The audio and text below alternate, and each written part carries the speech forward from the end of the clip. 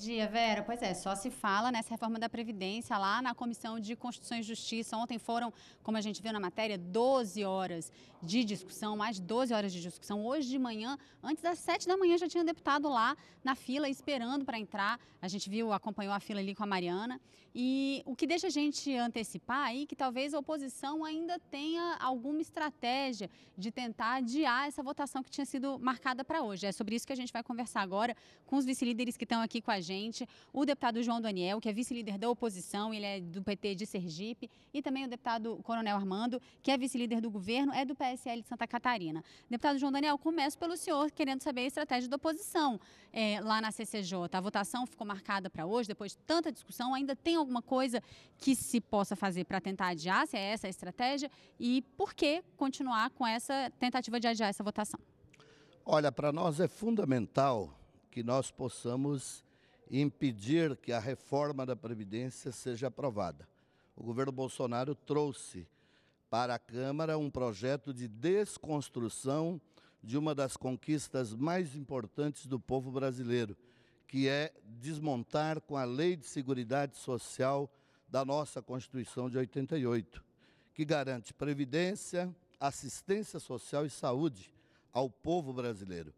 No momento que ele coloca esse projeto que desconstrói a nossa Constituição e que retira direitos, e o próprio Paulo Guedes, que é quem coordena esse projeto, autorizado pelo presidente, coloca claramente: o grande objetivo é retirar 1 trilhão do povo trabalhador para garantir os grandes objetivos, que é dar a previdência para o sistema de capitalização, para o sistema financeiro nacional e internacional.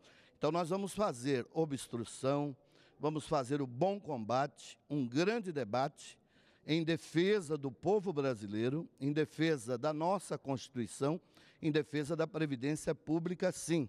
A aposentadoria é um direito sagrado e do jeito que está esta PEC 06, ela pode, qualquer governo ou o próprio governo, após ela sendo aprovada, se ela for aprovada como está, mudar, fazer mudanças com lei complementares ou maioria simples na casa.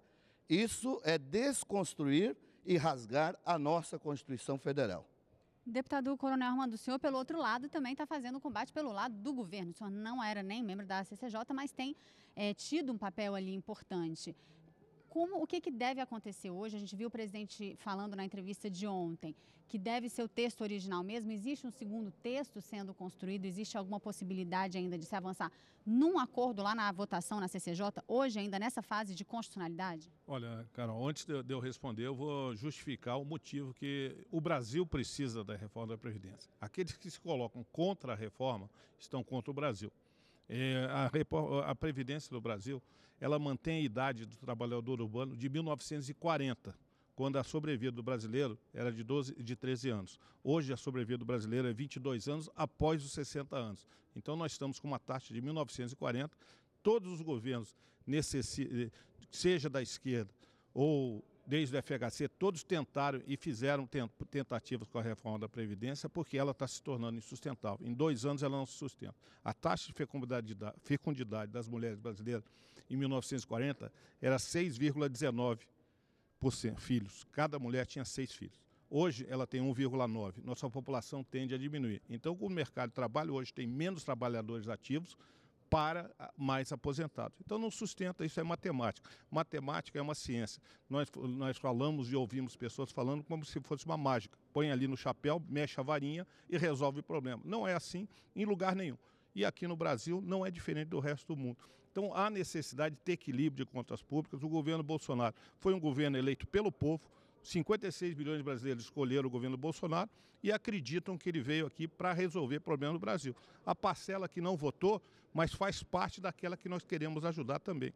Então a reforma da Previdência é necessária, é um desgaste, o governo tem se empenhado, é um governo sério, nós não temos pessoas com gestão irresponsável, a gestão irresponsável conduziu o Brasil a esse problema, é tudo questão de herança, nós estamos trabalhando em condições difíceis, mas vamos trabalhar para melhorar o Brasil, que é o nosso objetivo. Quanto à sua pergunta agora, eu queria dizer que realmente hoje é um dia muito importante. Foi conseguido nessa semana, depois de muita discussão, e isso é natural, a esquerda fazer o seu papel de obstruir, e nós tentarmos fazer avançar o processo. Ontem às 11h30 eu estava presente desde o início até o final dos trabalhos, com vários debates, vários posicionamentos, um acordo para que hoje comece a votação a partir das 10 horas. Esperamos que a gente possa fazer isso, não por nós, não pelo governo, mas pelo Brasil. Eu entendo também o papel da oposição em obstruir, mas vamos trabalhar para hoje. E se não acontecer hoje, nós vamos continuar no mesmo objetivo, porque ela é essencial para o Brasil. Mas existe um texto alternativo ao relatório que foi apresentado? Da nossa parte, não. Nós achamos que a parte que se refere à constitucionalidade, o deputado Marcelo Freitas verificou e entendeu que é constitucional a PEC 06, então o governo vai manter essa PEC. A mexidas é lógico, a gente acredita aqui na parte da relação especial, com a comissão especial posterior, natural que haja discussões, mas nesse momento não deve haver. Deputado João Daniel, diante de todo o cenário, mudança mesmo na pirâmide etária do Brasil, que o deputado Coronel Armando também se posicionou, né? Existe alguma mudança necessária que, de fato, a oposição admite que precisa ser feita? Existe alguma negociação sendo feita para, de repente, tentar melhorar essa proposta, se for o caso? Olha, nós nunca nos recusamos a fazer debate e a discutir qualquer tema. A oposição não tem o menor interesse de prejudicar a população brasileira. O problema é que esta reforma, esta emenda 06, como ela está, ela só traz prejuízo ao povo trabalhador. Outra questão muito importante, qual é o déficit da Previdência? Por que o governo não abre as contas de qual é verdadeiramente a arrecadação da Lei de Seguridade Social, de todas as fontes? Por que o governo não abre o jogo sobre a CPI, feita pelo Senado, coordenado pelo senador Paim, que mostra mais de 450 bilhões de grandes empresas e bancos deficitárias? O próprio governo está agora preparando um pacote para dar de presente aos ruralistas uma isenção de 30 bilhões do Fundo Rural.